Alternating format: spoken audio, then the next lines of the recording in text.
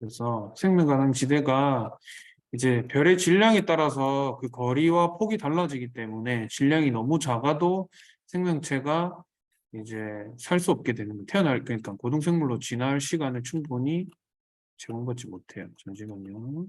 뒤로 넘어가서 보면 에너지가 줄어드는데 앞에 얘기했던 거 다시 얘기하면은 너무 크면은 진화 속도가 빨라서 주계열성이 진화 속도가 빠르다는 말은 주계열성 이렇게 라인이 있으면 질량이 크면은 다음 단계로 빨리 넘어가죠. 수명이 짧으니까. 그리고 그 척추동물이 출현하는 데까지 시간이 40억 년 정도 걸리는데 태양의 질량이 2배만 돼도 수명이 25억 년이 돼버리기 때문에 태양의 수명은 100억 년이고요. 수명이 25억 년이 돼버리기 때문에 이제 고등생물까지 도달을 못한다. 충분한 시간을 제공받지 못한다 하는 거고요. 그리고 질량이 너무 작으면은 얘기했듯이 이 주계열성 HR도에서 질량이 너무 작으면 광도도 작죠. 이렇게 광도도 작으면 그리고 질량이 작다는 말은 이제 중력도 작겠죠. 질량의 크기가 작으면. 그래서 행성이 위치하는 그러니까 중심별을 기준으로 행성의 위치가 비교적 질량이 큰 그러니까 질량이 큰 별에 비해서 행성 위치가 이제 중심별이랑 가까워져요. 중심별의 질량이 작아지면. 그래서 생명 가능 지대도 별 가까이 형성이 되고요.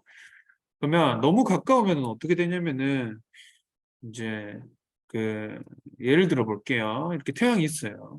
그리고 여기 수성이 있다고 칩시다. 수성은 태양이랑 가까이 있죠. 그죠? 그러면 가까이 있으면 있을수록 받는 중력이 커진단 말이야. 그러면 수성도 마찬가지입니다. 수성도 한 바퀴 도는데 시간이 140일인가 걸려요. 오래 걸려. 한 바퀴 도는데. 그래서 그 별이랑 행성이랑 거리가 너무 가까우면은 자전이 느려져. 이거를 뭘로 예시를 들 수 있냐면은 그 달 있죠, 달. 달도 한 바퀴 도는데 걸리는 시간이 27.3일 정도 걸린단 말이야. 근데 지구는 하루에 한 바퀴 돌잖아. 1일에 한 바퀴 돌잖아. 근데 얘는 달은 한 바퀴 도는데 30일 가까이 걸린단 말이야. 이것도 달이랑 지구랑 가까워서 그런 건데 이제 가까우면 어떻게 되냐면 자전이 느려져요.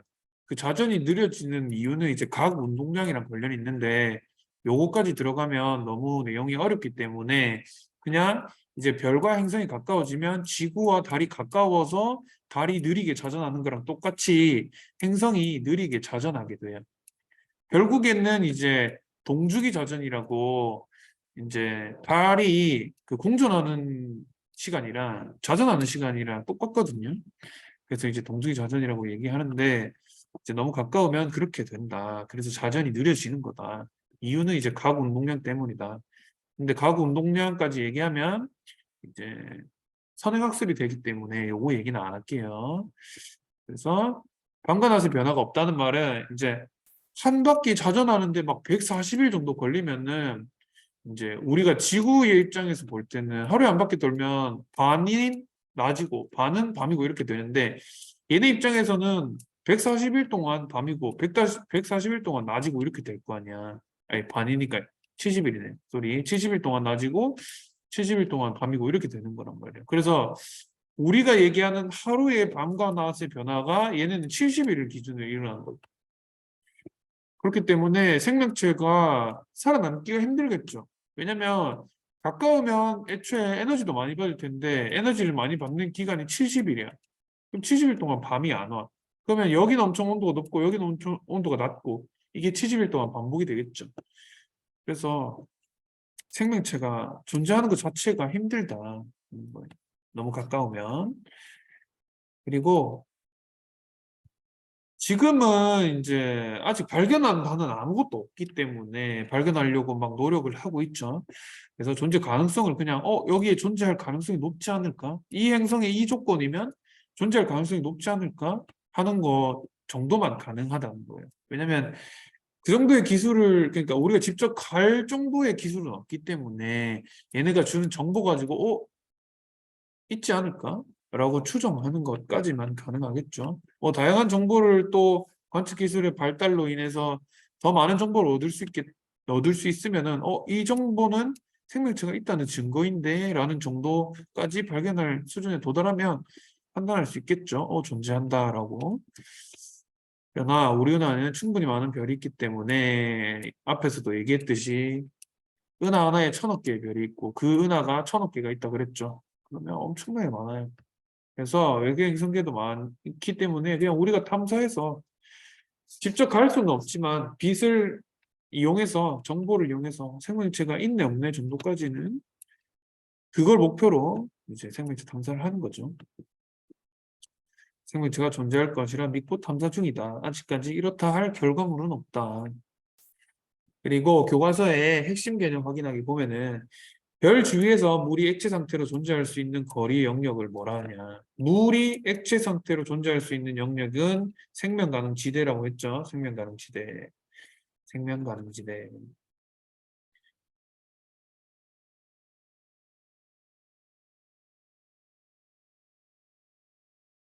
그리고 별의 광도에 따라 생명 가능 지대는 어떻게 달라지냐? 광도가 커지면 질량이 크단 말이겠죠? 질량이 커지면 광도도 커지죠. 주계열성이라고 가정을 한다면 맞죠? 주계열성은 질량이 커짐에 따라 광도도 커지죠. 광도가 커지면 아까 얘기했듯이 생명 가능 지대는 별이랑 멀어지고 거리도 멀어지고 폭도 넓어진다 했죠. 예를 들어서 본래 생명 가능 지대가 이거였다. 얘가 광도가 커졌다. 그러면 거리도 멀어지고 폭도 넓어지고 이렇게 된다는 거예요. 그래서 광도가 클수록 중심별로부터 먼 곳에 형성되며 폭이 넓어진다. 광도가 작아지면은 앞으로 줄어들겠죠. 예를 들어서 이 별이 있고 기존의 생명 가능기가 이거였다. 그러면 광도가 작아진다면 폭도 줄어들고 거리도 줄어들고 이렇게 되는 거예요.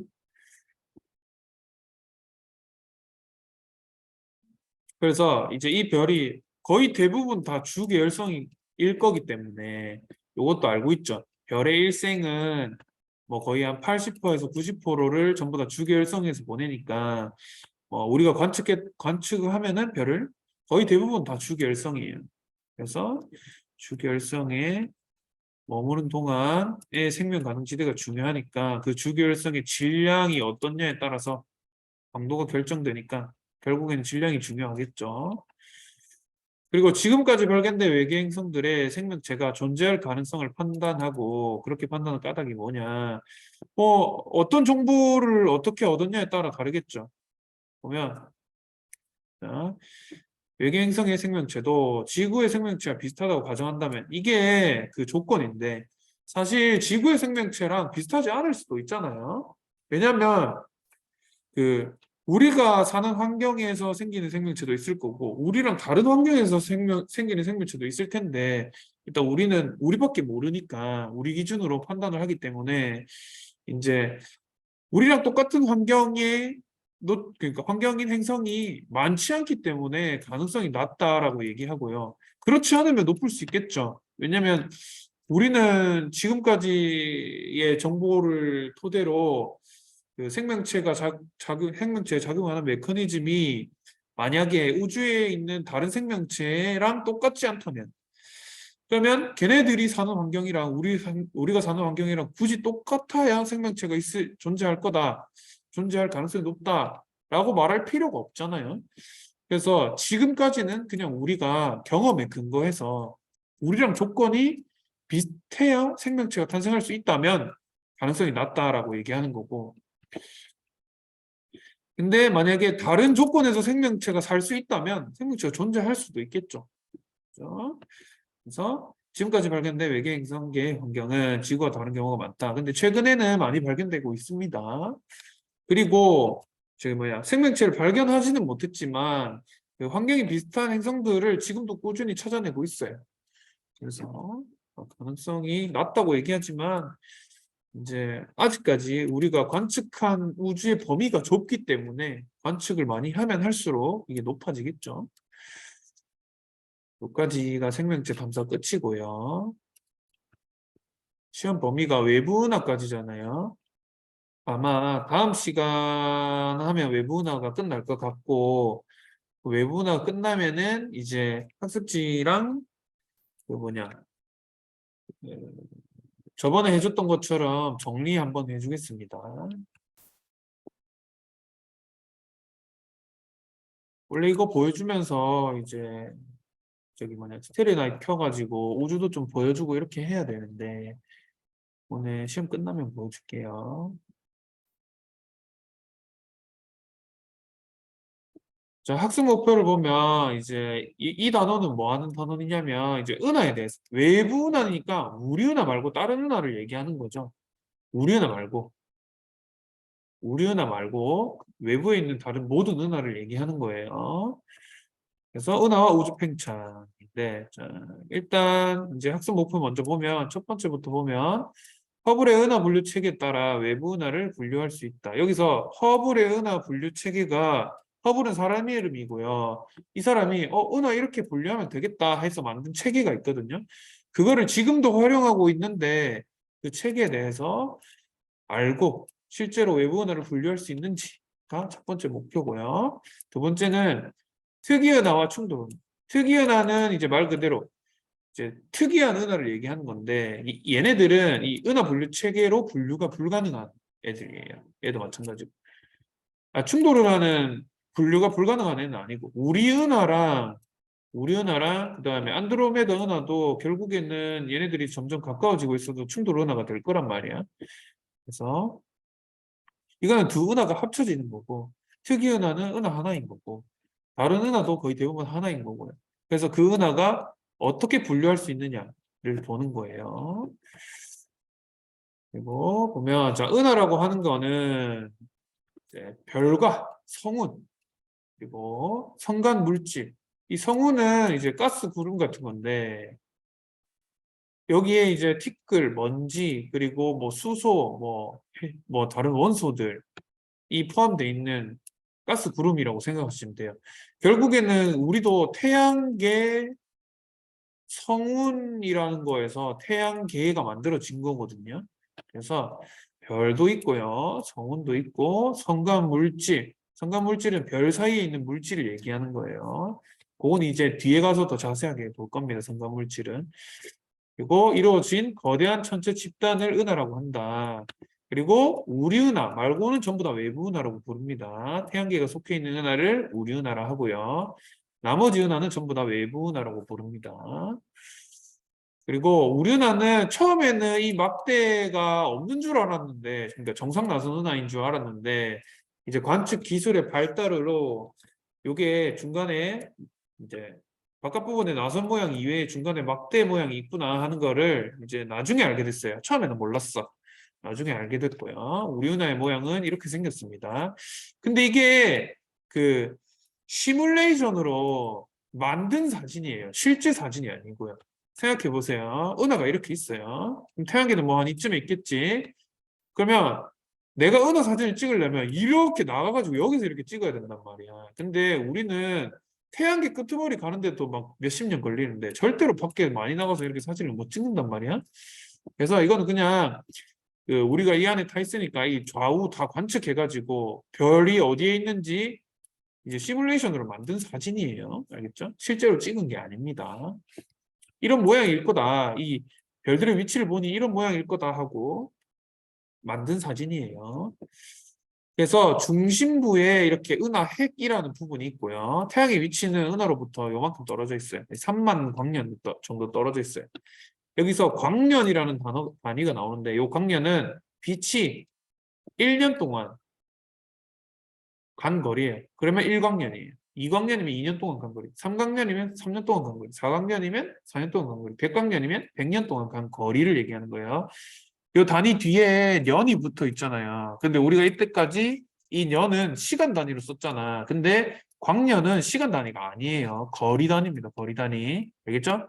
빛이 1년 동안 간 거리 1광년, 2년 동안 간 거리 2광년 이런 식으로 거리의 개념이라는 거 이해하셔야 돼요. 뒤에 년이 붙어 있더라도.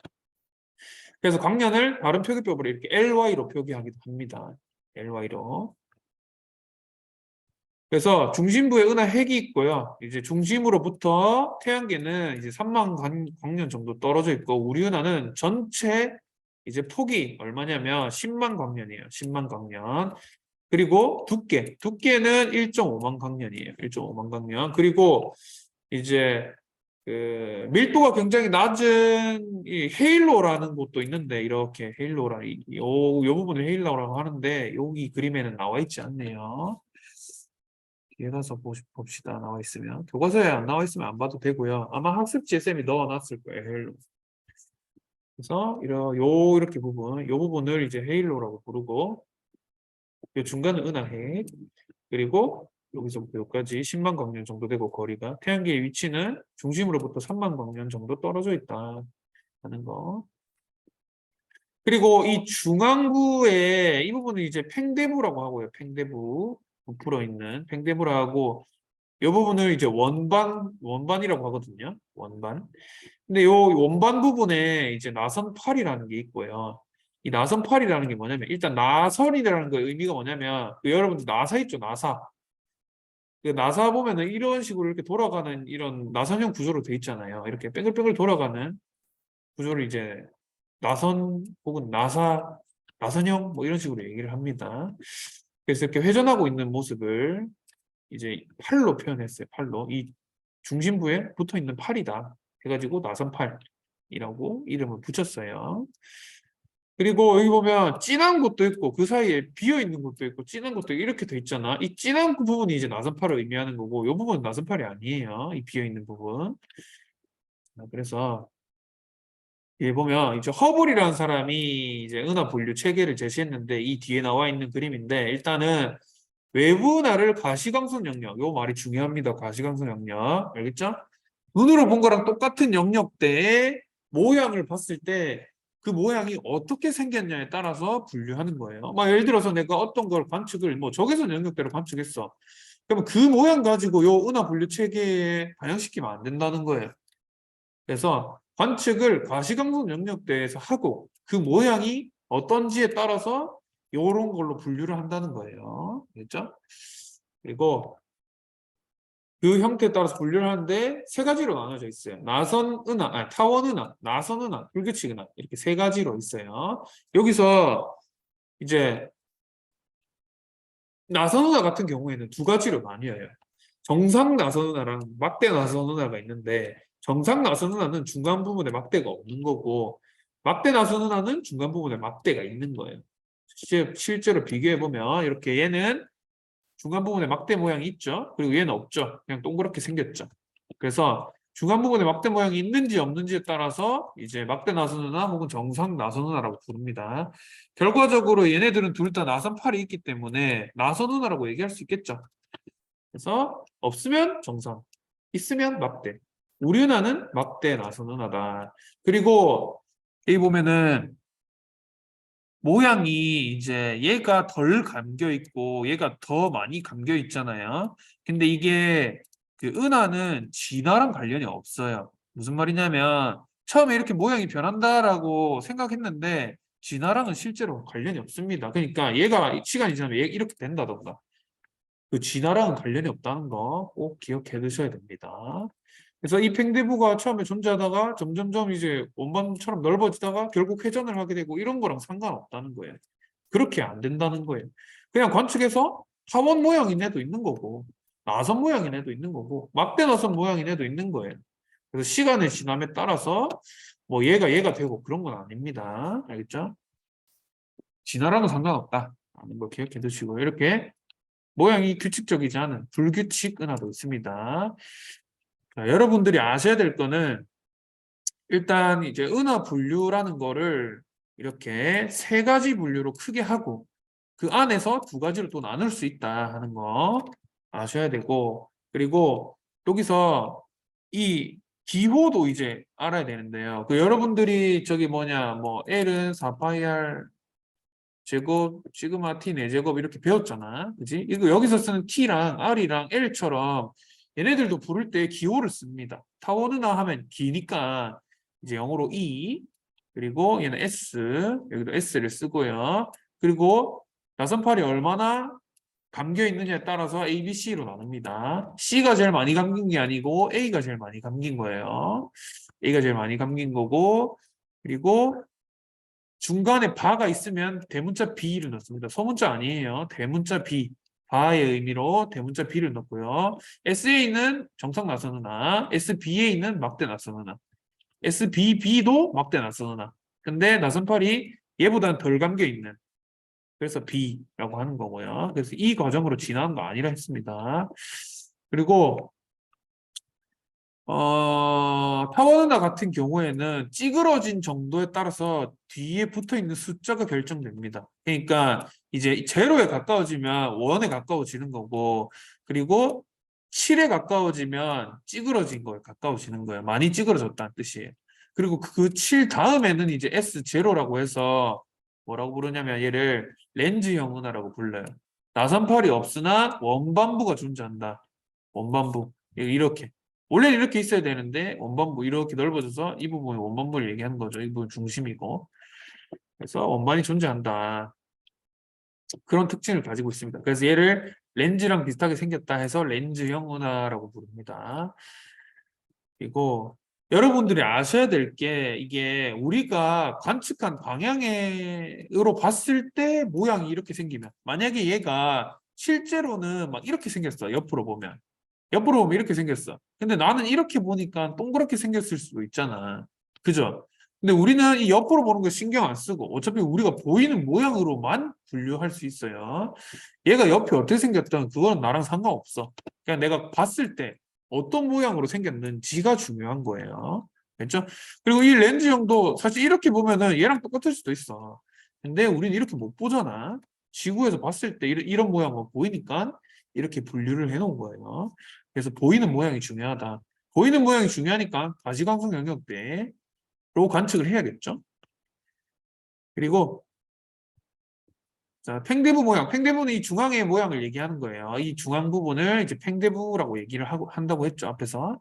그래서 이 모양으로 이제 바를 붙일 거냐, 붙이지 않을 거냐를 결정한다는 거예요. 붙이지 않는 거는 정상 나서느나, 붙이는 거는 막대 나서느나, 별로 안 어렵죠. 그리고 얘도 A에서 C로 갈수록 중심부가 상대적으로 작고, 보세요. 여기는 중심부가 크죠? 여기는 중심부가 작죠? 그리고 8의 회전 횟수, 그러니까 감겨 있는 정도도 다르고요. 그래서 C로 갈수록 느슨하게, 그리고 중심부도 작아진다. 근데 얘가 일로 가는 것도 아니고 얘가 일로 가는 것도 아니에요. 알겠죠? 진화랑은 상관없다. 그리고 불규칙 은하는 말 그대로 모양이 이 앞에 있는 애들처럼 뭔가 특정해서 모양을 규정 지을 게 없어. 그래서 불규칙 은하라고 부릅니다. 규칙이 없다 해서 기호는 IRR이고요. 요거 나머지 기호도 다 아셔야 됩니다. 알겠죠? 그래서 납작해질수록 7에 가까워지는구나. 1에 가까워질수록 제로에 가까워지는구나. 그리고 덜 감겨 있는 게 C고 중앙부가 좀 작구나. 많이 감겨 있는 게 A고 중앙부가 좀 크구나. 뭐 이런 식으로 분류를 할 수 있으면 되겠습니다. 실제로 은하를 관측해가지고 막 은하 사진을 제공해 주거든요. 뭐 그거 가지고 막 분류해보는 걸 하면 참 좋겠지만 시간이 많으면 그걸 해봤을 텐데 그러면 이제 활동적인 수업이 됐을 텐데 아쉽습니다. 이게 1년짜리 수업이었으면은 쌤이 이렇게 다양하게 이렇게 구성을 할 수가 있었을 텐데 진도 나가기도 바빠가지고 아쉽네요 많이. 그럼 관측하고도 했을 텐데 태양 관측도 하고 했을 텐데 모양이 일정하지 않고 규칙적인 구조가 없는 게 마지막으로 불규칙은 하고 그 다음에 이게 시간이 다 되면 꺼지거든요. 이게 유료화가 돼버려가지고 그 바로 다시 들어오시면 되겠습니다. 자, 타원 은하 보면 상단 물질이 거의 없는 타원 모양의 은하다. 얘가 색깔이 이제 청색 계열이 아니잖아요. 타원 은하는. 근데 여러분들이 그 앞에서 오비어 파인걸 키스미 배웠잖아요. 그래서 이제 별의 밝기에 따라서 그러니까 밝기라고 하면 좀 그렇고 색깔에 따라서 나이를 규정 지을 수 있단 말이야. 그래서 청색 계열이면 좀 젊은 별이고 이제 적색 계열이면 좀 늙은 별이라고 얘기를 하는데 일단 뒤에서 보면은 보세요. 비교적 나이가 많은 붉은 별로 이루어져서 색깔이